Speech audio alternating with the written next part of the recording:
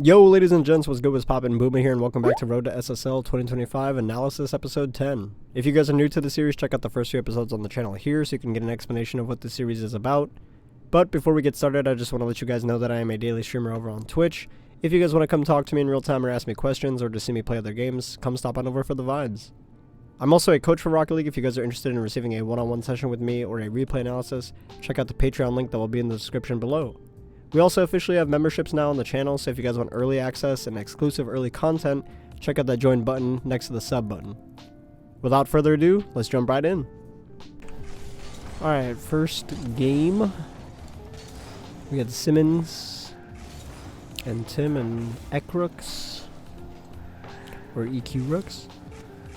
This would have been a good play to solo play, but you know, the position that we put Ekrooks in right off the rip is like really high pressure here. You know, he has to make a quick read, and then he obviously lipped himself, so if my shot actually went where it should have gone, would have been a goal for us right off the rip. But all good 1v1 here. Good idea to flick. Let's just look at the goals. I think that would be a lot more efficient this way. So, you know, just touch around. And I wish I had like just stayed. You can see I turned just a little too much infield there when I should just be on the line. So like what I mean by that is, if you guys are talking about, you know, linear Rocket League, this would be the line to play right here, because that's where the bounce is, and it would be a lot easier to just beat them to that, because the ball's already gonna bounce, so I just have to double jump at the correct time, and it's pretty much an easy read. So it's kind of trolled by me, just, you know, carrying too much speed, too much momentum throughout the play. Good save by Simmons here. Tried to bump this guy, make his life difficult, you know, around Tim. And these are the situations where I'm like, you know, they're trying to take their time, take their control, so if I just speed it up, make it really annoying, you know, just let teammate. It seems like the Grand Champ players want those like quick, right in front of the net, just like basic Rocket League, like bounce off the backboard kind of thing. Then, you know, that's what we'll give to them. This, I don't understand how this is a goal ever. Like, I remember seeing it rubber band in the moment and just like, bro, this game, dude. I'm not the only one getting robbed. That's all I'll say. Alright, onto the saves. So takeaway being, we obviously stepped up our aggression a lot more. Now we just need to be a little more careful about how we're challenging the ball. It'll be good. It's good punish from us too. You know, just right here, keeping our speed up. And we're just playing too fast for Tim to even get back in time. You know, he kind of just goes AFK here. Has no sense of urgency to get back. Gets a flip off and then leaves. Doesn't expect his teammate to just get dust there when his teammate's on 0 boost. So ends up being a freebie for us, and then we ended up like conceding a goofy kickoff goal where like I just end up getting like shot by the guy. So it's all good. On to the next game. Alright, so into the second game here. This one I just think we did a better job of playing like a much pacier play style than the other team. It was like one of these like super sloppy games, but you know, just getting the better touches consistently is what's going to win you these kind of games. And that's a fundamental thing too. So like what I try to tell players is, you're going to get these chaotic lobbies, like, and you have to learn to play in them. I mean, this kind of stuff even happens like in my games as well. So it's going to be really interesting when we get up to like the GC3 ranks and see what those are playing like. You know, we got a little sneak peek of it when we were playing with Temp. And it doesn't seem much different than what I remember it to be, so. Nice. This was the right idea. I think maybe like an air dribble or something would have been better. I wanted a musty double tap, but I just ended up getting like the craziest musty of all time apparently, and then it's just like impossible for me to double tap it. It's fine. I'm just, you know, and I had a free shot there, but it's also like, you know, if he wants to go, I can recover.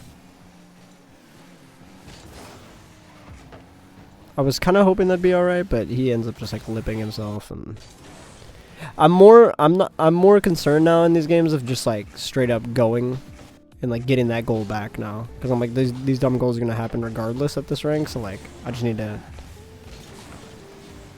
get it back as quick as possible, you know, stuff like that. Very good beat from teammate there. You can see for like a player like Q, this is just like, you know, we're all over the place, so he's not keeping his momentum up. He's throwing himself out and stuff's just happening too quick. So if you're not careful with your pathing, if you're not careful with your lines that you play to the ball, this can get like really out of your control real fast. So I'm basically going to be spamming that like over aggressiveness until, you know, somebody starts to counter it. Because as of right now, we kind of just have like all the pressure this entire game. It shouldn't have been this close of a game, you know, if we didn't concede that one goal, but I'm more locked in on just not getting scored on and putting the ball in when it matters, right? So like in this kind of spot, you know, you want to keep pacing up. I know I'm first with this ball, so like I just do a little info check because I want to see if he's going, right? And then once I realize he's turned away, I'm like, okay, I'll speed it up. And then it's just too quick of a shot, and I'm sure Hypnotic slows down as well because he thinks his team is going to get a piece. I'm not really sure why he slowed down. I'd also be, if I was him, I'd be afraid of getting bumped by Zico in that spot, but it's perfect shot by us, perfect placement. Not really much to learn from these. It's going to be a real short video, but I think we could probably utilize this like really over-aggressive play style all the way up until like low 1700. Then you'll probably see players like start to punish it and start to be aware of it. But 1600, ever since, you know, this game went free to play, for me has been always like this very over chaotic and over aggressive. Players are playing at speeds that they're not comfortable at. You know, the game doesn't have to be played at a breakneck speed. Even the higher ranks aren't played like that. So it's kind of like a misconception rank. So you'll get I also called it like the mixed jelly bean bag of all the ranks, because you get not only like, you know, low GC ones creeping in there towards the end of the season.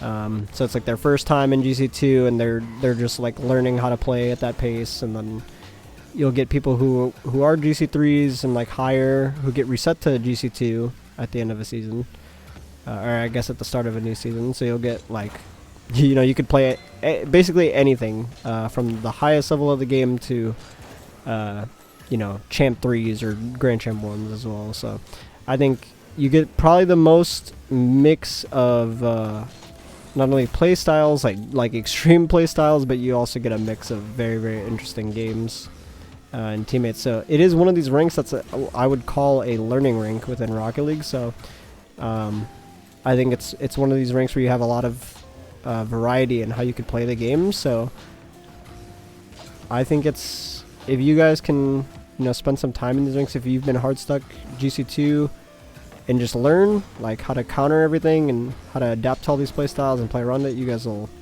easily get out of there. But alright, that's gonna do it for this video. Alright, so that's gonna do it for episode 10, ladies and gents. If you guys enjoy this content or want to see more like it, please leave a like, share, and subscribe. Check that noty bell or join the Discord to stay up to date with when I post or go live.